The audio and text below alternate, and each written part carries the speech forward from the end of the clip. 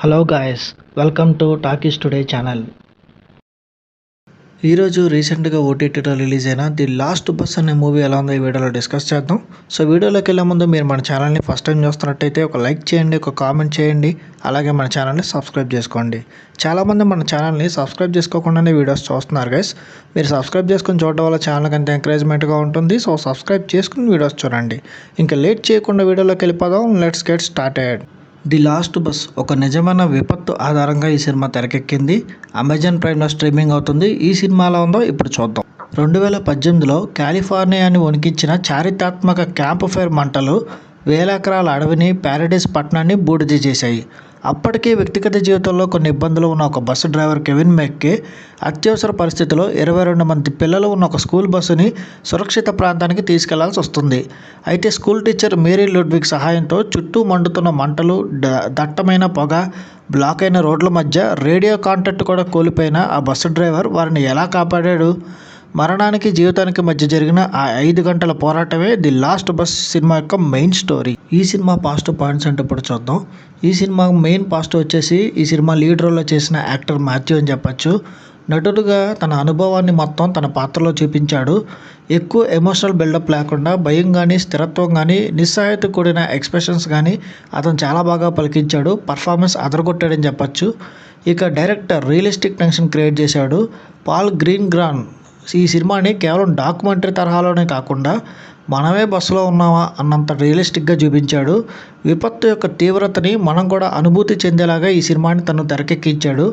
అట్లాగే మంటలు, యాక్షన్ పక్కన పెడితే చిన్నపిల్లలు, టీచరు, డ్రైవర్ మధ్య ఉండే కనెక్షను, ఒకరికొకరు ధైర్యం చెప్పుకునే సన్నివేశాలు చాలా ఎమోషనల్గా కనెక్ట్ అవుతాయి. ఇక స్క్రీన్ ప్లే కూడా చాలా వేగంగా వెళ్ళడం, ప్రతి సన్నివేశంలో ఉత్కంఠ ఇంట్రెస్ట్ పెంచడం వల్ల ఇది సినిమా మనల్ని ఎండింగ్ వరకు చూసేలాగా ఇంట్రెస్ట్ అయితే క్రియేట్ చేస్తుంది. ఈ మూవీ నెగిటివ్స్ అంటే ఇప్పుడు చూద్దాం. ఈ సినిమా మొదట 20 నుంచి 30 నిమిషాల వరకు కెవిన్ యొక్క వ్యక్తిగత జీవిత సమస్యలపై ఎక్కువ దృష్టి పెట్టడం వల్ల కొంచెం సాగదీసినట్టు అనిపిస్తుంది. మెయిన్ స్టోరీలోకి రావడానికి టైం తీసుకున్నట్టు అనిపిస్తుంది. అట్లాగే ప్రధానంగా కెవిన్ అలాగే మేరీ పాత్రలపై ఎక్కువ ఫోకస్ పెట్టడం వల్ల ఫైర్ ఫైటర్స్ లేదా తల్లిదండ్రుల వైపు నుంచి కొన్ని సబ్ ప్లాట్స్కి ఎక్కువ డెప్త్గా దొరకలేదు. ఇది నిజ జీవిత కథ కాబట్టి ముగింపు ఎలా ఉంటుందో ప్రేక్షకులు ఈజీగా ప్రిడిక్ట్ చేసేయగలరు. దానివల్ల ఈ సినిమాలో ఏదో ట్విస్ట్ ఉంటుంది అని ఎదురు చూసేవాళ్ళు కొంత నిరాశపడతారు. ఈ సినిమా టెక్నికల్ డిపార్ట్మెంట్ చూసుకున్నట్టయితే ఈ సినిమాకి సంబంధించిన సినిమాటోగ్రఫీ చాలా అద్భుతంగా ఉంది. మంటలను, దట్టమైన పొగను చూపించిన విధానం అయితే చాలా అద్భుతంగా ఉంది. విజువల్స్ చాలా పవర్ఫుల్గా ఉన్నాయి. కెమెరా వర్క్ చాలా రియలిస్టిక్గా అనిపించింది. ఇక ఈ సినిమాకి అందించిన బ్యాక్గ్రౌండ్ స్కోర్ కూడా అదిరిపోయింది. విపత్తు తీవ్రతను బీజిఎం మరింత ఇంపాక్ట్ఫుల్గా చూపించింది. జేమ్స్ అందించిన మ్యూజిక్ చాలా బాగా సెట్ అయింది సినిమాకి.